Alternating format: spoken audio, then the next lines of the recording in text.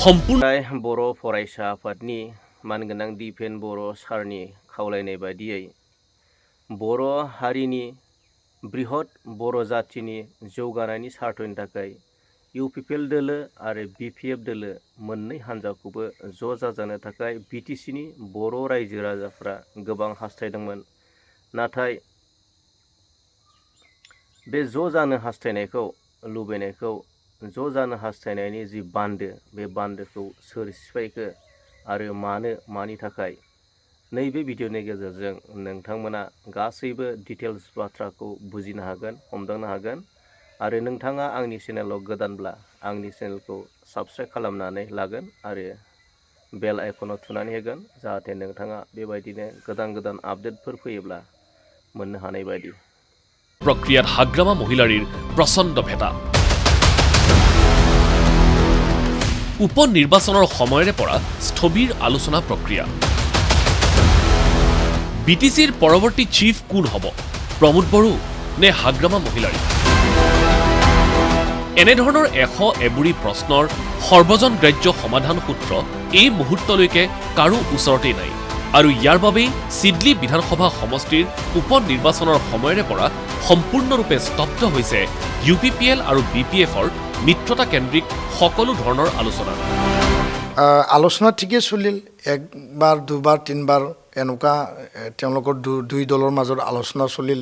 ভৱিষ্যতত কি দেখা পালো আমি পিছত যে সমস্ত যে এটা প্ৰক্ৰিয়া আছিল হেতু স্তব্ধ কৰি পেলাই হি এতিয়া বন্ধ কৰি দিয়া নিচিনা পৰ্যায় আহি গ'ল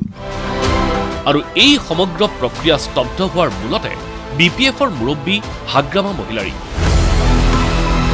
UPPL আৰু BPFৰ মিত্ৰতাক লৈ আলোচনা প্ৰক্ৰিয়া অব্যাহত থকাৰ পাছতো সমগ্ৰ প্ৰক্ৰিয়াক লৈ হাগ্ৰামা মহিলাৰীয়ে সিডলি বিধানসভা সমষ্টিৰ উপনিৰ্বাচনৰ সময়তে প্ৰদান কৰে সীমা চেৰাই যোৱাৰ ভাষ্য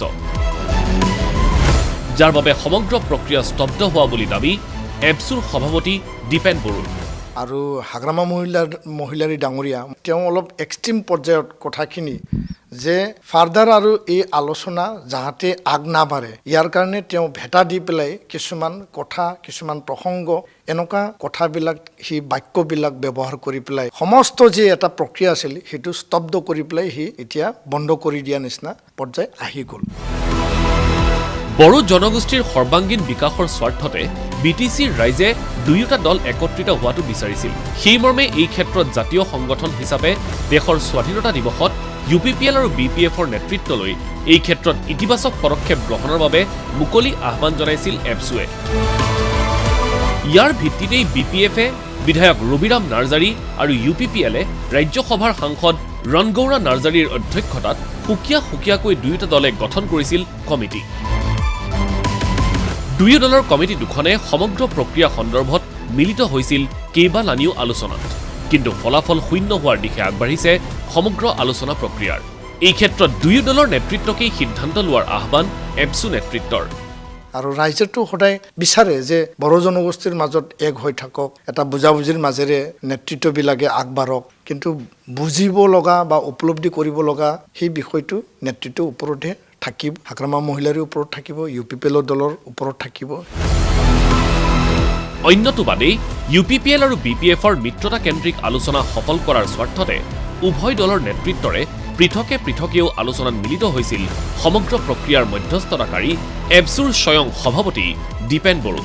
সকলোৱে আলোচনাত মিলিত হ'ল মই স্বয়ং হাগ্ৰামা মহিলাৰী ডাঙৰীয়াৰ লগত আলোচনা কৰিলোঁ প্ৰমোদ বড়ো ডাঙৰীয়াকো মই লগ ধৰিলোঁ উৰ্খাওগৰা ব্ৰহ্ম ডাঙৰীয়া ৰণগৌৰা নাৰ্জাৰী ডাঙৰীয়া আনপিনিদি চন্দন ব্ৰহ্ম বা খাম্ফা বৰগোহাঁই ডাঙৰীয়া ৰিহন দৈমাৰী ডাঙৰীয়া কি দেখা পালো আমি পিছত যে সমস্ত যে এটা প্ৰক্ৰিয়া আছিল হেতু স্তব্ধ কৰি পেলাই হি এতিয়া বন্ধ কৰি দিয়া নিচিনা পৰ্যায় আহি গ'ল